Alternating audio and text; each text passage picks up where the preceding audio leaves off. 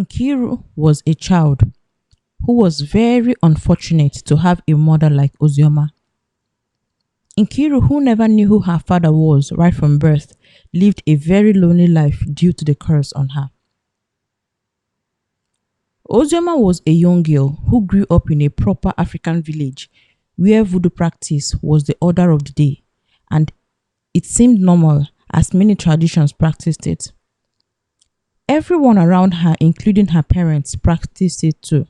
But while Ozioma grew older, she always loved being different from every other person around her. So that led her to learning dark magic. Ozioma delved so deep into it that it was so hard for her to turn away from it. At this point, people began to avoid her. Even among the young men of the village, nobody wanted to marry her or have anything to do with her because they were scared of the woman she had grown into. So there was a man named Ofo. He was a very reckless man in the village, a man that no woman in the whole village wanted to have. So Ofo had been on Ozioma's neck for the longest time, and Ozioma kept on turning him down. In fact, she became so irritated by him.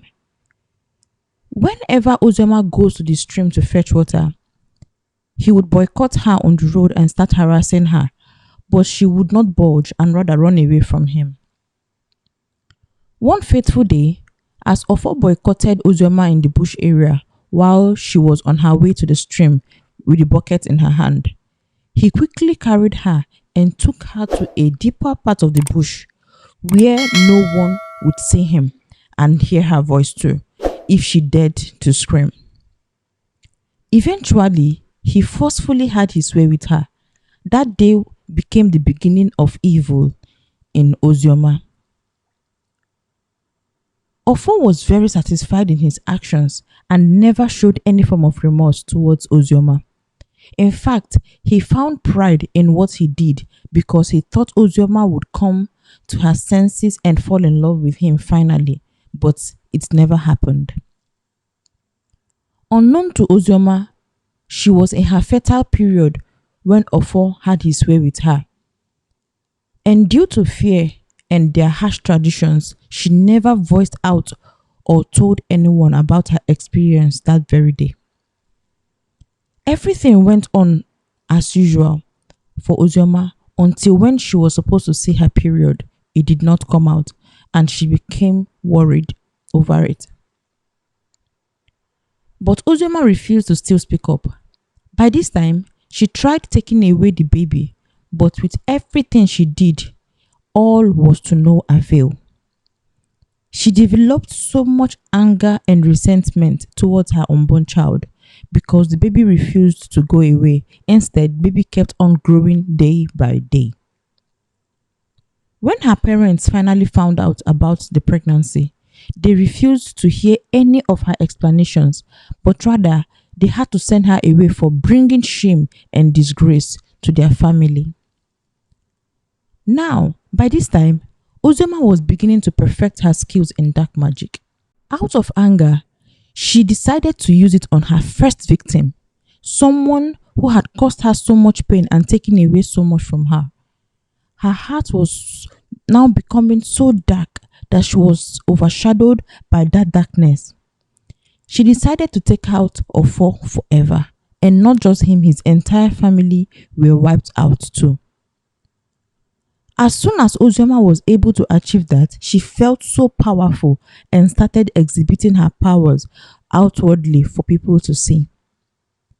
But one thing she kept as a secret was the father of her unborn child. She was ready to carry that to her grave. Now, reaching the day of delivery, Ozioma was ready to have a baby and take her out with her dark powers once she was born. But she never found the courage to do so as soon as she set her eyes on her daughter.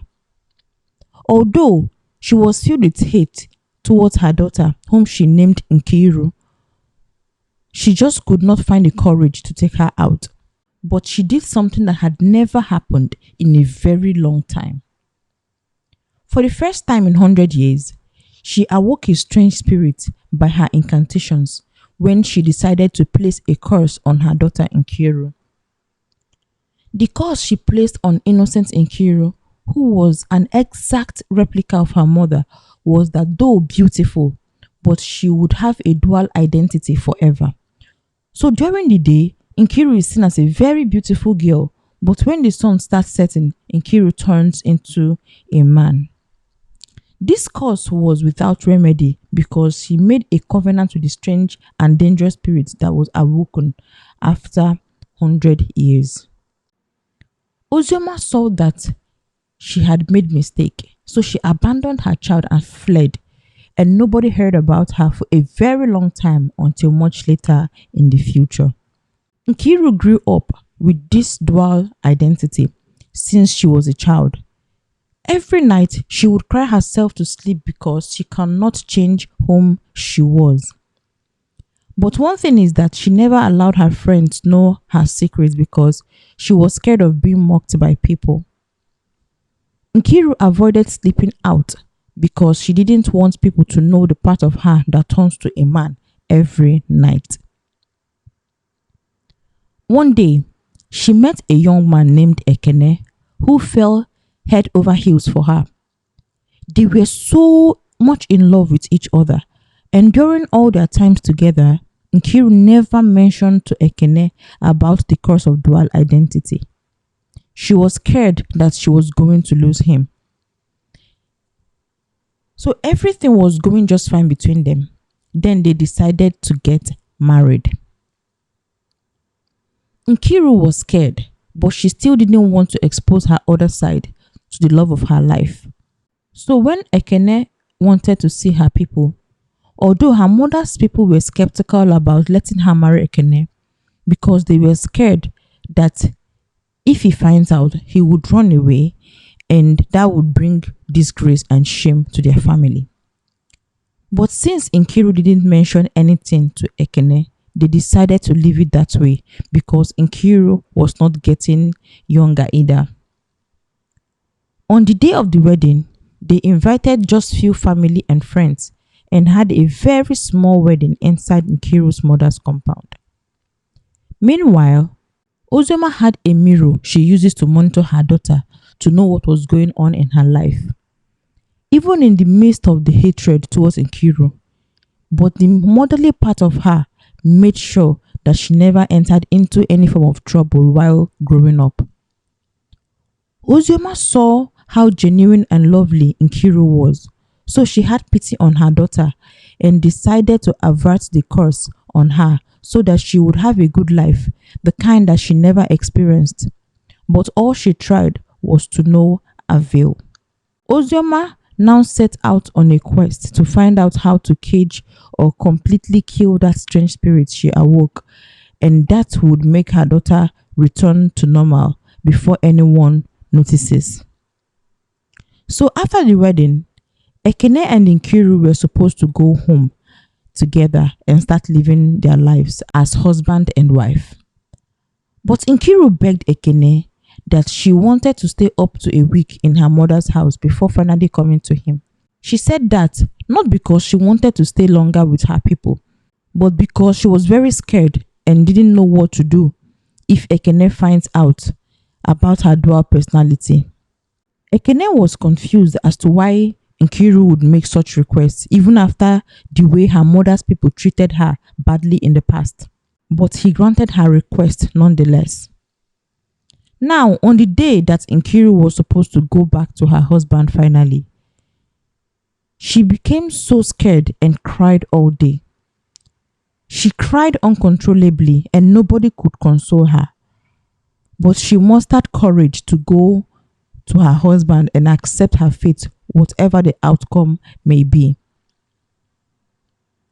Ekene came later that day and carried her with all her belongings to his house as his new wife. Both of them were excited, but Nkiru's excitement was mixed with anxiety.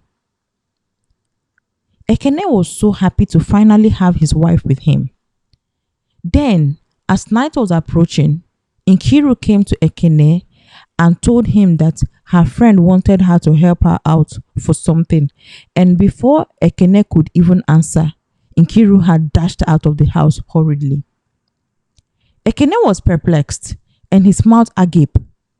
After he got out of the shock, he decided to wait until Nkiru comes back and give him a good explanation of what just happened that night. So Ekene waited all night and there was no sign of his wife. He became so worried that he couldn't sleep. Thankfully, the morning came and Nkiru came back home, and immediately Ekene hugged her and thanked God that she was okay. But he demanded for a very good explanation for what happened the previous night. Nkiru thought that she could just stop her husband from getting to know her dark side, and immediately she fell down and started crying bitterly. She didn't know how to start explaining things to him because it was so unbelievable. She cried more and more, and Ekene tried to console her. So after she had cried to her satisfaction that day, she began telling Ekene everything about her and how she changes every night to a man.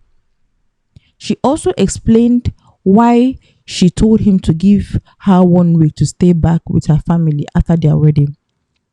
She went on and on and on and told him all that he needed to know without leaving anything out. So after Nkiru finished telling Ekene her story, he was just in shock that he was not able to voice anything. He tried to process everything that Nkiru had just told him. But eventually he got out of the shock and he decided to wait until night to see for himself and know the decision he would make afterwards. But he was so hurt that Nkiru hid this part of her from him all these years. So he left the house feeling so hurt and really sad. Nkiru was also very sorry for how she made her husband feel that night, because he truly didn't deserve it. He was the most amazing man she had ever known, and at this point, she decided to resign to fate. So she was now hoping for the worst and made peace with it. So Ekene came back later that night, and as soon as he got into the room to meet his wife, but he could not believe his eyes. He saw a full-fledged man lying down on his bed fast asleep. He immediately ran out and cried bitterly, seeing his beautiful and loving wife turned into a man. Now, Ekene was torn between leaving Nkiru entirely or staying to help her fight this, because he knows that she's a very sweet woman. So he was so confused that he didn't sleep that night. He was just restless throughout the night while he was thinking of the best decision to take. The next morning, Nkiru woke up from her sleep, but she didn't see her husband. She thought that he had run away after he saw her other part while she slept. But as soon as she got outside, she saw her husband sleeping outside the house. So she woke him up, and Ekene got up and saw his warm and beautiful wife. He couldn't hold himself anymore. Both of them broke into tears and held each other and cried and cried and cried.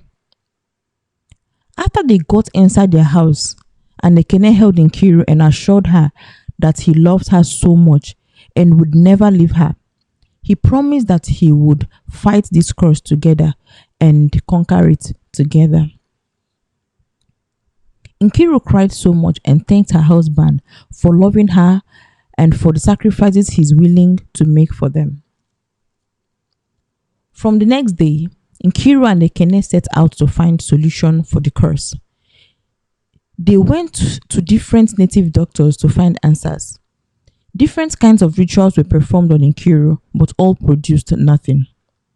But they never gave up. They decided to go to the river to ask questions. And one day, one of the high priestesses that they visited, who was very old, knew about the curse and the implications. She told them that the curse couldn't be lifted by anybody except for the person that awoke that strange spirit. And the strange spirit must be either trapped or dead before any changes could occur for Nkiru. And also, if they mistakenly have a child, that curse would continue to the next generation. So there were so many sacrifices to be made. But the question is, would they be able to give up everything just for the curse?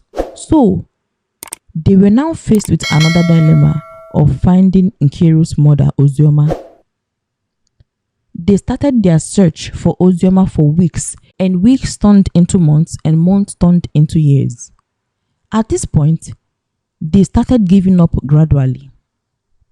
And Ekene, that was so loving and very supportive partner, began to lose hope in the fight against the curse on his wife.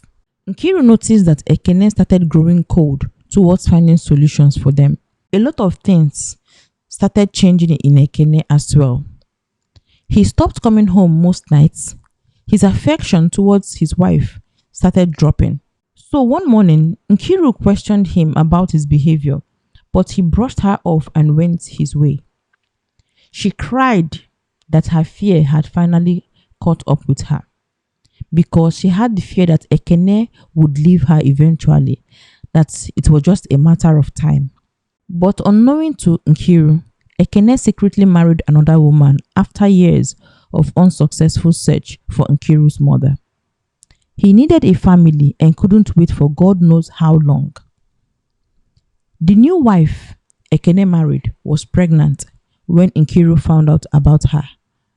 That day, she wanted to take her life, but she had to give that thought up and hope for the best for her future. Eventually, Nkiru and Ekene parted ways, and that was the most traumatic time of Nkiru's life. But deep down, she was happy that Ekene had found happiness and a family as he really desired. After their divorce, Nkiru gave up the fight and decided to live her life the way she found it. She tried to be happy and love herself. So a few years later, one hot afternoon, while Nkiru was in her house ready to take a nap, then she heard a knock on the door. She quickly went outside and saw an old woman on her doorstep, looking pitiful. She quickly helped the woman in and offered her water to drink without knowing who she was. Nkiru was kind to the old woman, and after getting her settled, she asked the woman who she was, and the woman revealed that she was her mother. Nkiru was in shock and couldn't believe what she just heard.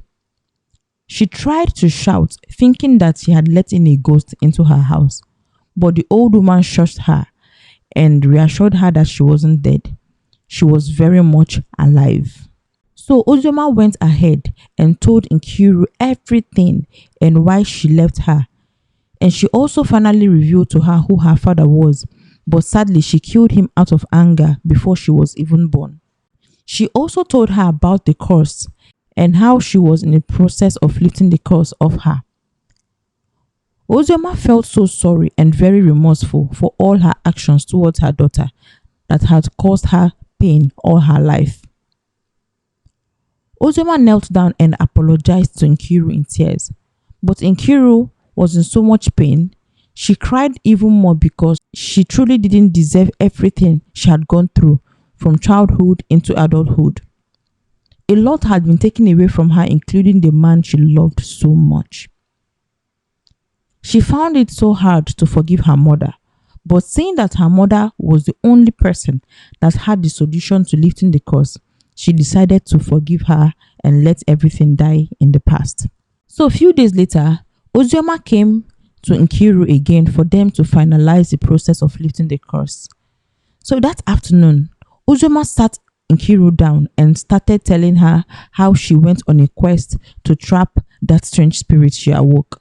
So after going through all the processes and just one last step that remained for everything to change forever, to restore happiness back to Nkiru, and that last step sadly needed a human sacrifice. Nkiru was so devastated after she heard that. She knew that she could not sacrifice another human just because she needed to break a curse. So it took her days to either accept or refuse. So she was troubled since she was torn between her freedom and her dual identity that had plagued her since she was born. So after a few days, she finally accepted to do the sacrifice. Ozioma, wanting to right her wrongs, she decided to sacrifice herself since everything her daughter was going through was all her fault. Nkiru cried so bitterly on the day of the sacrifice, but Ozioma assured her that she still loved her no matter what and apologized again for the pains she made her go through. So Ozioma was finally sacrificed on the altar, and after the sacrifice, the priest that conducted the sacrifice came out with a long face to meet Nkiru.